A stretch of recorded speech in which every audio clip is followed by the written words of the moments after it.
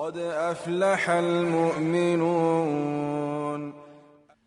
Пайғамбарымыз Мұхаммад саллаллаху алейхи ва саллям бір вақытны сахабаларға мұражаат етіп, шынды сөздер айтты.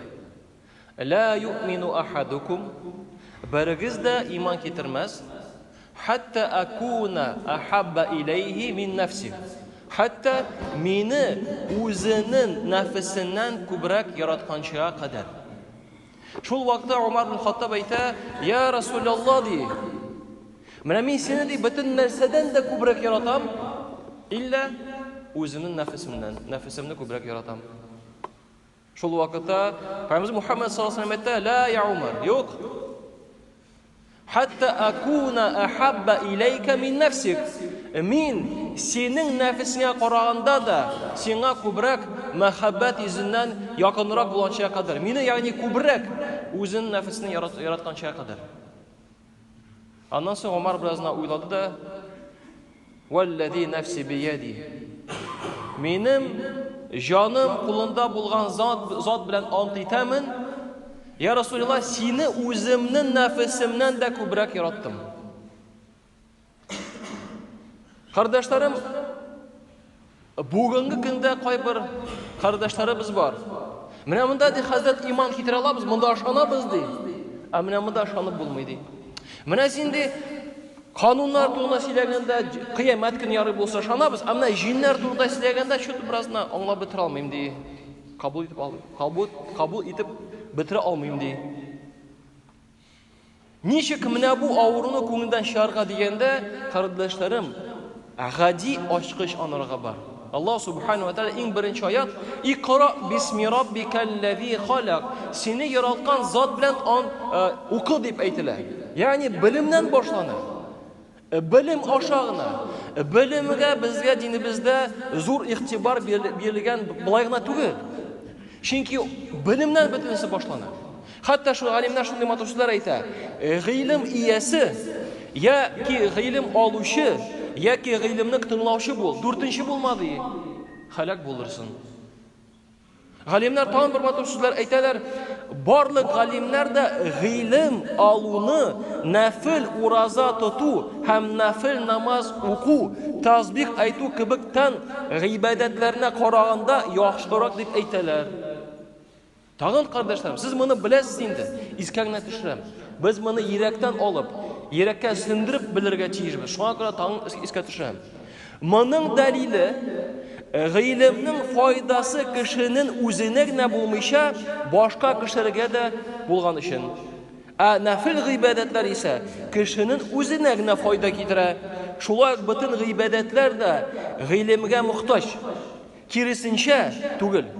Галимнар пайгамбарларның варислары гыйбадәт турында андый сүзләр әйтелмәгән ди. Шуңа күрә гыйлем алу ул Аллаһның сыйфаты. Шуңа күрә кардашларым, билим аша андый шикләрне юкка чыгарып була. Мисал өчен китерәм. Динебездә ике асыл акыл аша исбатлана. Акыл дәлилләре белән анарга киләбез. Аллаһ барлыгы турында һәм Куръан-ы Кәрим Аллаһ сүзе турында. Мисал өчен китерәм, бөтен безнең ярату турында күтәрелгән мәсьәләләр ике аятка туры киләләр. Ике аят белән расланалар, аңлатылалар. Аллаһ субханаһу ва тааля Куръан-ы Кәримдә әйтә: Хулику мин гайри шайин ам хумул халикун ди. Яисә алар юк нәрсәдән яратылдылармы, яисә алар үзләре яратучы булдылармы? Яисә алар күк һәм җирне яраттылармы? Юк. Аларның фикерләре нык түгел. 52-нче сүре 35-нче, 36-нче аят. Хәтта кардашларым, дини белем, фән белем һәм тормыш тәҗрибәсе дә кирәк кайбер чакларда. Мисал өчен китерәм, сорау. Нәрсәгә кирәк Аллаһ белән илемтә? Андый сүзләр бирәләр кешеләр, сораулар. Нәрсә безгә Аллаһ белән илемтә? Нәрсәгә безгә Аллаһ субханаһу ва тааля дип әйтик? Монда тәҗрибә таянып җиңел әйтеп була. Әгәр дә бер җыешма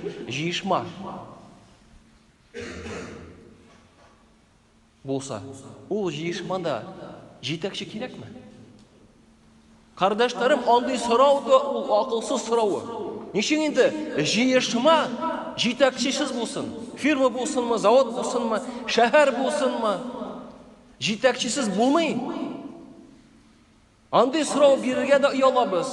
Амында жер шар турында, йылдызлар, біздің тұрмышыбыз, аяқларыбыз, қолларыбыз, ғалам бітін турында сөз барғанда, ол бет процесслар тағында ауыррақ.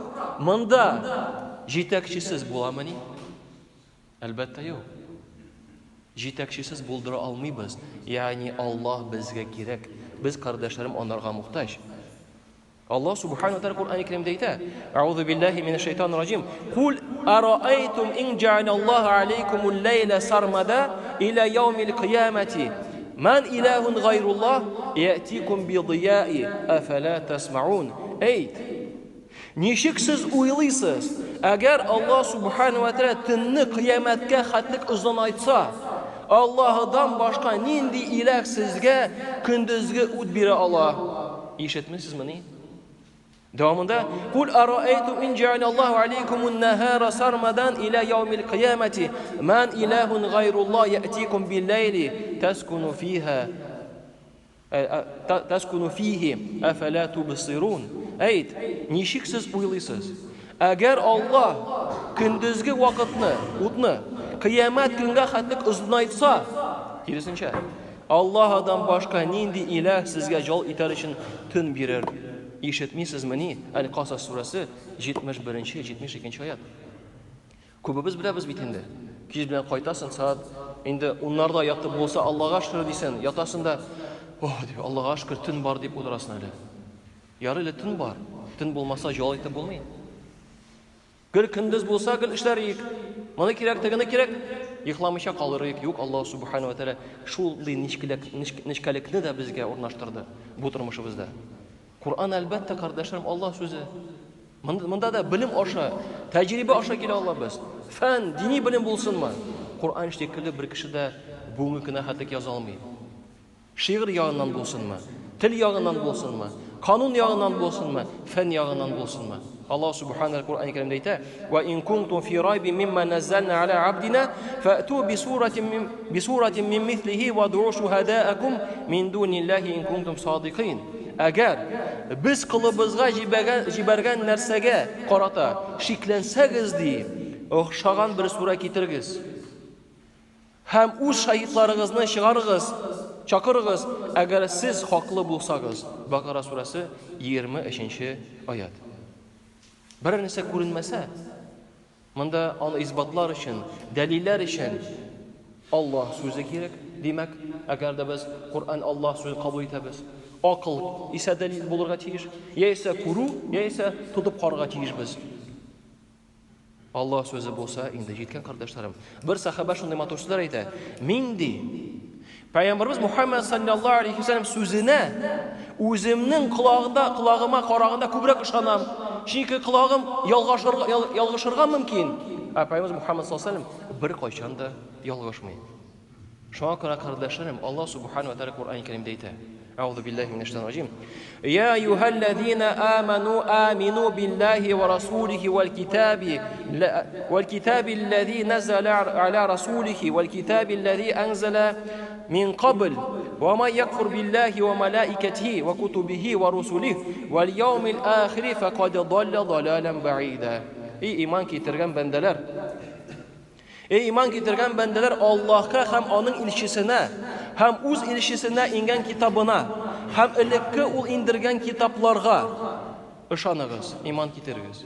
Кем Аллаһка, аның фәрештәләренә, аның китабына, аның илчеләренә кыямәт көнгә ышанмаган булса, ерак адашу белән адашты. Ниса сүрәсе 136-нчы аят. Шуңа кардәшләрем, Аллаһ әйтте икән, ышанырга тиешбез. Allah Teala Kur'an-ı Kerim'de ayta: "İnnemel mu'minûne ellezîne âmenû billâhi ve rasûlihi thumme lem yertâbû." Dip ayta.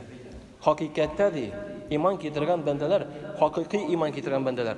Ul shular di, kim Allohga, aning elchisine iman keltirib shiklanmadilar.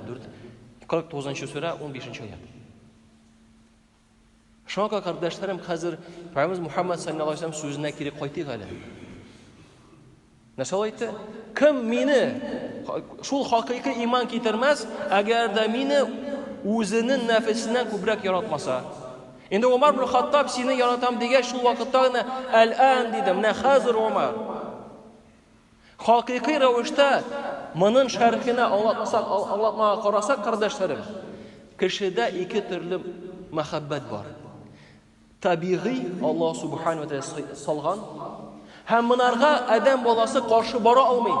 Инде табигаты белән салынган ул үзен күбрәк ярата.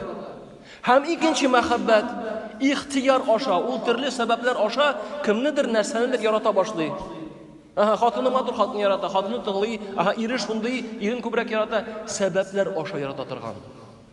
Һәм Пайгамбарыбыз Мухаммад саллаллаһу алейһи ва саллям табигый мәхәббәт турында беләдер инде. Аның турында сорамады.